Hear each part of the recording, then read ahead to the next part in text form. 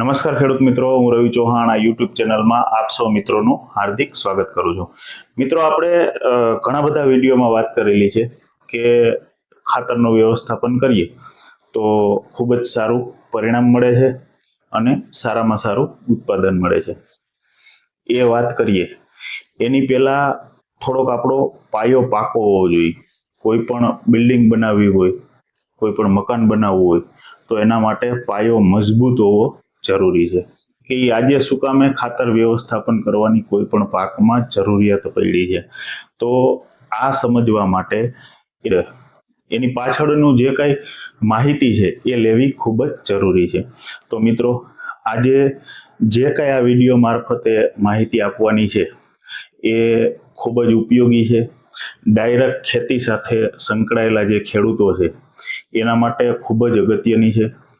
તો મિત્રો, બધા જ ખેડૂત મિત્રોને એ ભલામણ કરવામાં આવે છે કે આજનો જે આ વિડીયો છે એને છેલ્લે સુધી જોવાનું ચૂકશો નહીં.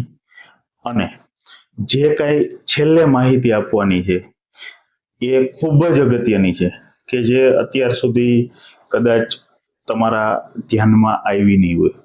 તો આજના વિડીયોની શરૂઆત કરીએ તેની પહેલા, જો મિત્રો તમે અમારે આ યુટ્યુબ ચેનલને સબસ્ક્રાઇબ ના કરી હોય તો સબસ્ક્રાઇબ કરો, બાજુમાં આપેલ બેલ આઇકન ઉપર ક્લિક કરો, જેથી કરી અને સમયસર તમને બધી માહિતી મળતી રહે.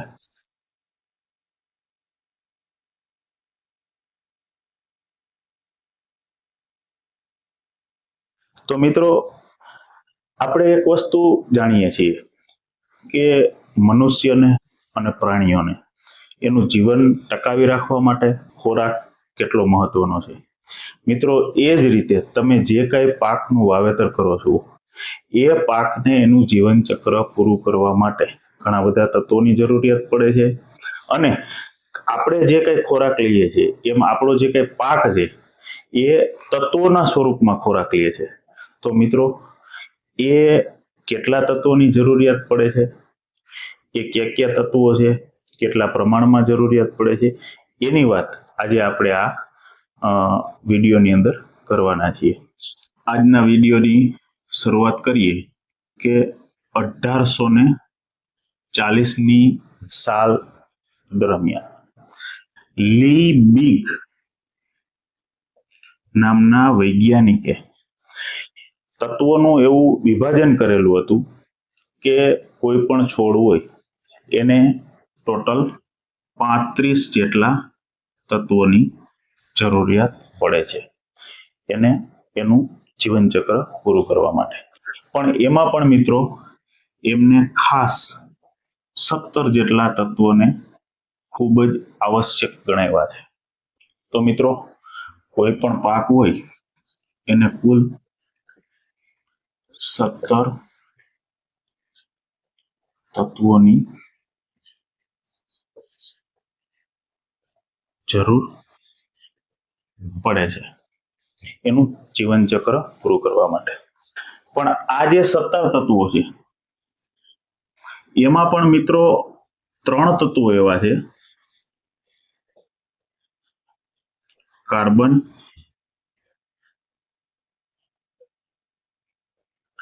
હાઇડ્રોજન અને ઓક્સિજન. આ મિત્રો જે 3 તત્વો છે, કાર્બન, હાઇડ્રોજન અને ઓક્સિજન, આ બેઝિક તત્વો છે અને ખૂબ જ અગત્યના તત્વો છે. કઈ રીતે? તો કે મિત્રો, કોઈ પણ છોડ હોય એનો 92 થી લઈ અને 96% સુધીનો ભાગ જે છે એ આ તત્વોનો બનેલો હોય છે. અને એમાં કાર્બન અને ઓક્સિજન આ બંને છોડ હવામાંથી મેળવે છે, જ્યારે હાઇડ્રોજન છે એ પાણીમાંથી મેળવે છે. બીજી એક ખૂબ જ અગત્યની બાબત એ છે કે કોઈ પણ લીલો છોડ હોય એનું તમે 1 કિલો ફ્રેશ વજન લ્યો, ત્યાર પછી એને સૂકવવામાં આવે એટલે કે ડ્રાય કરવામાં આવે પ્રોસેસ દ્વારા, એમાંથી બધું જ પાણી છે એ ઉડાડવામાં આવે. એમાંથી માત્ર ને માત્ર જે 10% જેટલો ભાગ વધે છે એને ડ્રાય બાયોમાસ કહેવામાં આવે છે. હવે મિત્રો, આ જે ડ્રાય બાયોમાસ વધેલો છે જે ભાગ, એનું તમે જો એનાલિસિસ કરવામાં આવે તો એમાં 9.6% જેટલો ભાગ છે એ કાર્બન, હાઇડ્રોજન અને ઓક્સિજનનો જ બનેલો છે. ત્યારબાદ જે 0.4% જેટલો ભાગ આપણે જે બધા ખાતર જમીનમાં નાખીએ છીએ, આપણે જે બધા ખાતર ઉપરથી સ્પ્રે કરીએ છીએ, એ માત્ર ને માત્ર 0.4%માં જ હોય છે. તો મિત્રો, ભગવાને આપણને આટલો બધો સોર્સ હવા અને પાણીમાંથી આપેલો છે. આપણે માત્ર ને માત્ર જે કઈ 4 થી 8%ની પૂર્તિ કરવાની છે, એના માટે આ બધા ખાતરોનો ઉપયોગ કરવાનો છે અને એમાં પણ વ્યવસ્થિત રીતે સમજી વિચારી અને જરૂરિયાત પ્રમાણે ઉપયોગ કરવાનો છે. તો મિત્રો, આ આપણે વાત કરી 17 માંથી 3 તત્વોની. ત્યારબાદ જે બાકીના 13 તત્વો છે એનું પણ વર્ગીકરણ કરેલું છે 3 પ્રકારે. પેલું છે પ્રાઇમરી, બીજા છે સેકન્ડરી અને ત્રીજા આવશે માઇક્રોન્યુટ્રિયન્ટ.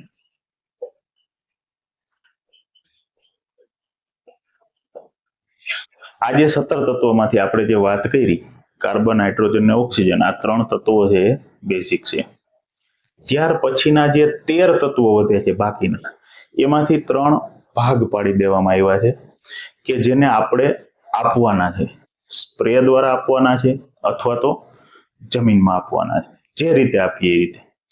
હવે પ્રાઇમરી તત્વો છે તો એમાં ક્યાં ક્યાં આવશે?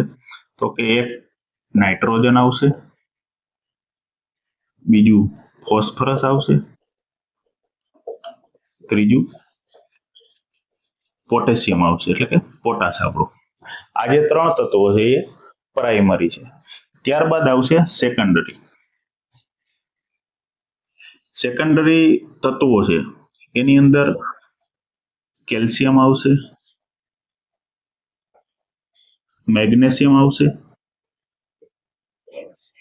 અને સલ્ફર આવશે. આ 3 તત્વો છે એ સેકન્ડરી એટલે કે ગૌણ છે. ત્યારબાદ માઇક્રોન્યુટ્રિયન્ટ છે. મિત્રો, 3 પ્રાઇમરી થયા, 3 સેકન્ડરી થયા, 3 ને 3 6, 6 ને 3 ઉપરના કાર્બન, હાઇડ્રોજન, ઓક્સિજનની વાત કરી, 6 ને 3 9. બાકી જે કઈ 8 તત્વો વધે છે એ માઇક્રોન્યુટ્રિયન્ટ છે. એ ક્યાં ક્યાં છે? તો કે એમાં ઝિંક આવશે, ફેરસ આવશે, બોરોન આવશે, મેંગેનીઝ આવશે, મોલિબ્ડેનમ આવશે, કોપર આવશે, ક્લોરીન આવશે અને નિકલ આવશે. આટલા તત્વોની જરૂરિયાત મિત્રો તમારા છોડને જીવન ચક્ર પૂરું કરવા માટે પડે છે. હવે કાર્બન, હાઇડ્રોજન, ઓક્સિજન તો ભગવાને આપને આપી દીધા છે. મિત્રો, આ તત્વોની જરૂરિયાત આપણા છોડને કેટલા જથ્થામાં પડે છે એનું એક હું તમને સિમ્પલ ઉદાહરણ આપી અને સમજાવું કે આપણે 100 માણસોના ભજીયા બનાવવાના હોય તો એમાં જે ચણાના લોટનો જથ્થો જેટલા પ્રમાણમાં જોઈએ એટલા જ જથ્થામાં જોશે નાઇટ્રોજન, ફોસ્ફરસ અને પોટાશ.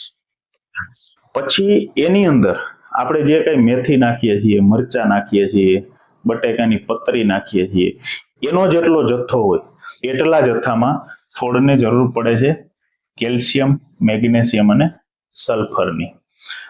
ત્યારબાદ મિત્રો આપણે એની અંદર જે કઈ લીંબુ થોડુંક નીચવીએ છીએ, જે કઈ સોડા નાખીએ છીએ, જે કઈ મીઠું નાખીએ છીએ, 1 ચમચી 2 ચમચી, માત્ર ને માત્ર એટલા પ્રમાણની અંદર zinc, ferrous, boron, manganese, molybdenum, copper, chlorine, nickel આ સૂક્ષ્મ તત્વોની જરૂરિયાત રહેતી હોય છે.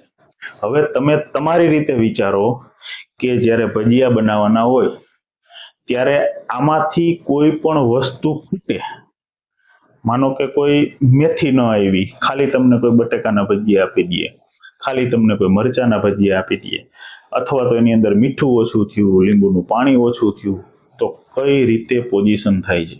તમને ભાવે છે? એ જ પોઝિશન આપણા છોડની અંદર થાય છે. મિત્રો, આ જે કઈ તત્વો છે એ આપણે એને આપવા પડે. જે સ્વરૂપે આપીએ સ્વરૂપે. ઘણા ખેડૂતો જમીનમાં આપી દેતા હોય છે, ઘણા ડ્રીપ હોય તો ડ્રીપમાં આપી દેતા હોય છે, ઘણા ખેડૂતો સ્પ્રેમાં આપી દેતા હોય છે.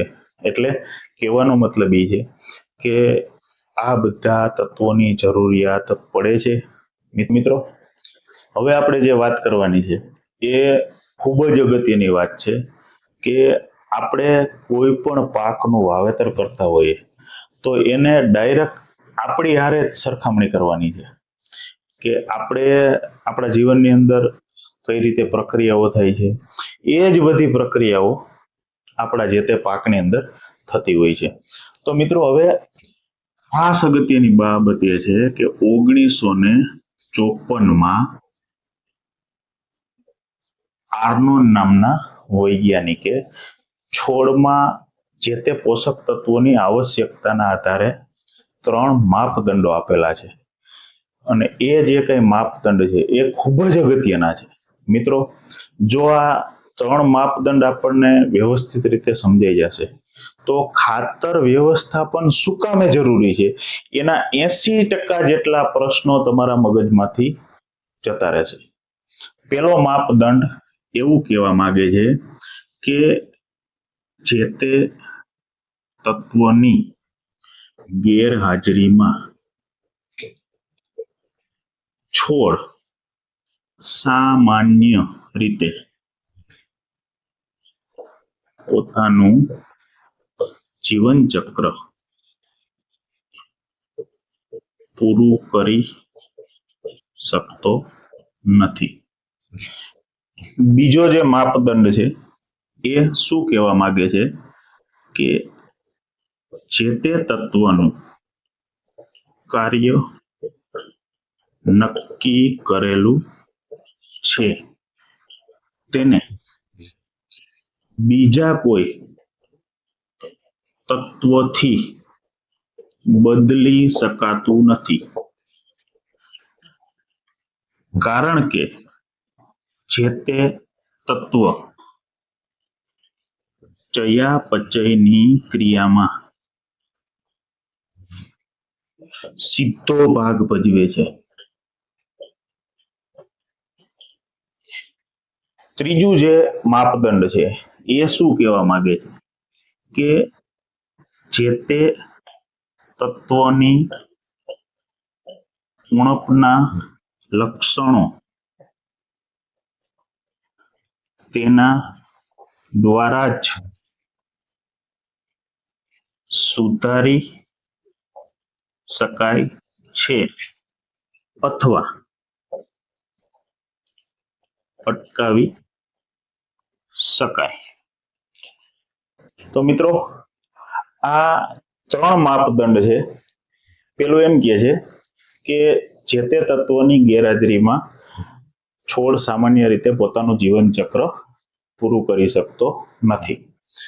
એનો મતલબ એ થયો કે માનો કે આપણે એક હાથ ના હોય, એક પગ ના હોય, એક આંખ ના હોય, તો આપણે સામાન્ય જે માણસ છે એની જેમ વર્તી શકતા નથી. જીવીએ તો છીએ પણ એની જેમ રહી શકતા નથી. બીજો જે કઈ માપદંડ છે એ એવું કહેવા માંગે છે કે જે તે તત્વ હોય એનું કામ ચોક્કસ નક્કી કરેલું છે. માનો કે આપણા શરીરમાં નાકનું કામ સૂંઘવાનું છે, આંખનું કામ જોવાનું છે, કાનનું સાંભળવાનું છે. એ જ રીતે જે કઈ તત્વ છે એનું કામ નક્કી કરેલું છે અને એને જ કરવું પડે એમ છે. એની જગ્યાએ આપણે કોઈ બીજું તત્વ ઉપયોગ લઈ શકતા નથી, કારણ કે જે કઈ તત્વ છે એ સીધું ચયાપચયની ક્રિયામાં ભાગ ભજવે છે. ત્રીજો જે માપદંડ છે એ આપણને એવું કહેવા માંગે છે કે જે તે તત્વની ઉણપ હોય એના લક્ષણો જે દેખાય છે તો એ માત્ર ને માત્ર તત્વ દ્વારા જ આપણે એને સુધારી શકીએ છીએ, અથવા તો એ જે કંઈ ઉણપ આવવાની હોય અથવા તો આવેલી હોય એને અટકાવી શકીએ છીએ. તો મિત્રો આ ખૂબ જ અગત્યના છે.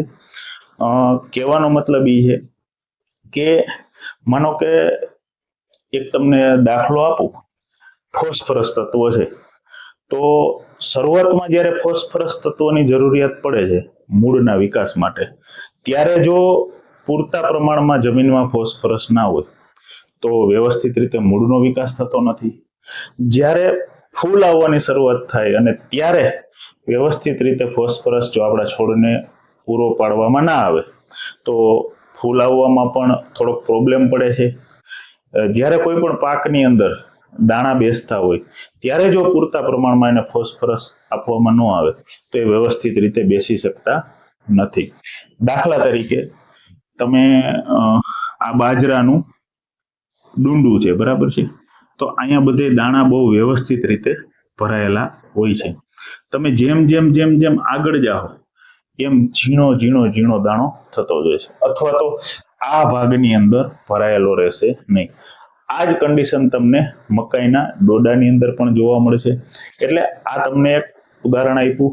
બાકી જે કઈ તત્વો છે એ બધાનું કાર્ય જુદી જુદી રીતે એકબીજા સાથે સંકળાયેલું છે અને એને પોતાને જ કરવું પડે એમ છે.